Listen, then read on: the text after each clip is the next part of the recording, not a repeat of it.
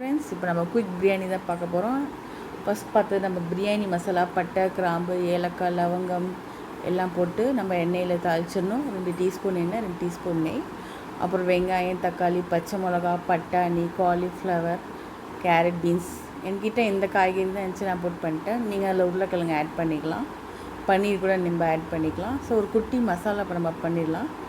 இஞ்சி, பூண்டு, கொத்தமல்லி, புதினா போட்டு நல்லா கிரைண்ட் பண்ணிவிட்டு அந்த காய்கறி வதக்கினோட நல்லா போட்டுடணும். தென் அரை டீஸ்பூன் கரம் மசாலா, அரை டீஸ்பூன் மல்லித்தூள், அரை டீஸ்பூன் மஞ்சத்தூள், அரை டீஸ்பூன் மிளகாய்த்தூள். நான் காரம் கம்மியாக தான் போடுவேன், ஏன்னா காரம் கம்மியாக தான் சாப்பிடுவோம் நாங்கள். ஸோ காரம் கம்மியாக தான் போடுவேன் நான்.